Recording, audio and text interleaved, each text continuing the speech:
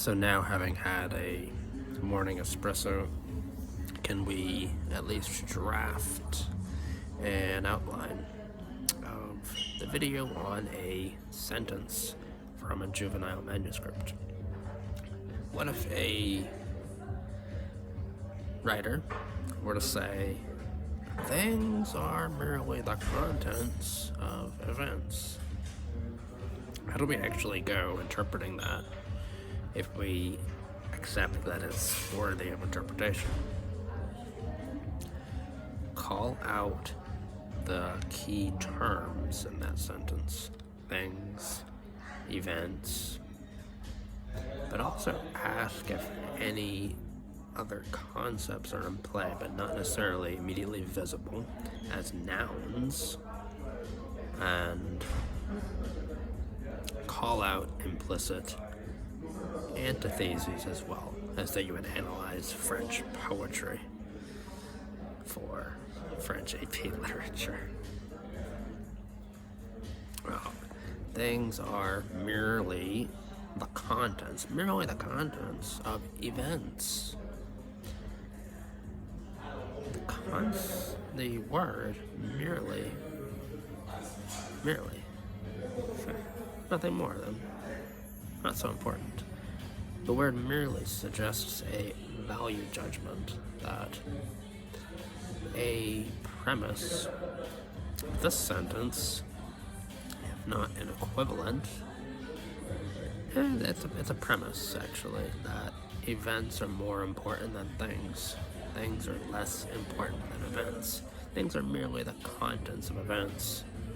Suggests a relation a bit more than a value relation, that who and whom, or the actor and the object affected, directly or indirectly, less important than the event itself. That the event itself, especially a work of art, is a sign of an epoch. This is going a bit beyond the text, but I remember some of the original context, so I can tell that to you. And yeah. And no, and yet somehow no, and yeah, okay, no, or and yet somehow maybe not. The sentence also, it's not just establishing a value relation between events and things. It's also judging that one kind of knowledge is more important than another. That hindsight, knowledge of history, with a view towards prediction, prophecy, foresight, is more valuable than clear sight. Whether that clear sight is sharply distinguishing between the real and apparent qualities of things to the historian or prophet perception of a thing across, like, this table across from my head at a spatial distance. That's just an appearance. We don't actually start with a spatial milieu, or space, and then populate it with things, some of which are moving, and then events happen because the things are moving. So events are completely dependent on space and relatively uniform objects existing in it prior to motion, notwithstanding the concept of inertia in physics and a necessary initial motion from their cosmogony, the Big Bang. That's an aside. But the other kind of thingly knowledge that's implied to be less valuable is simply physics, that events happen, a wide of events happen, only because things hit other things and cause them to move, or big things like the sun attract smaller things like the earth and actually constrain their motion.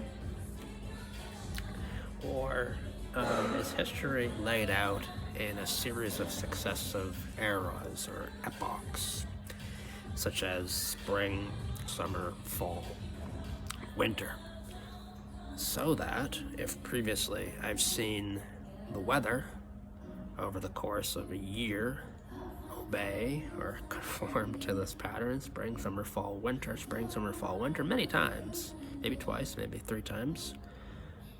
Perhaps if I think that, given recent history, that, hey, spring and summer have happened, and I have good reason to believe that we're, as a civilization with its trajectories, I guess, towards human evolution, cultural production, that I have good reason to think we're in fall right now, maybe late fall, and winter's going to be coming. So, I think we should prophylactically gather some acorns, produce more winter coats, weave more blankets, and so on, so we don't simply haphazardly survive that bleak crisis to come. It's it's prophecy based on history. I'm not saying that any claim of this style is something that you want to get riled up about.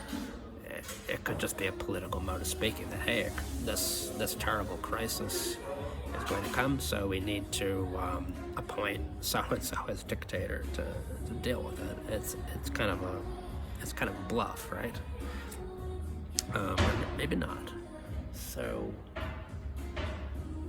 there's also this relation to fata ducunt volentem, nolentis trahunt.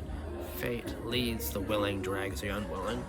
So if in the future world order the prophet predicts, based on his analysis of history and necessary civilizational phases, cycles, and so on, that some nations will rise and others will fall, that your nation has no choice but to be a master or a slave. It's that kind of false dilemma that we can't have any win-win scenario, right? Warm up over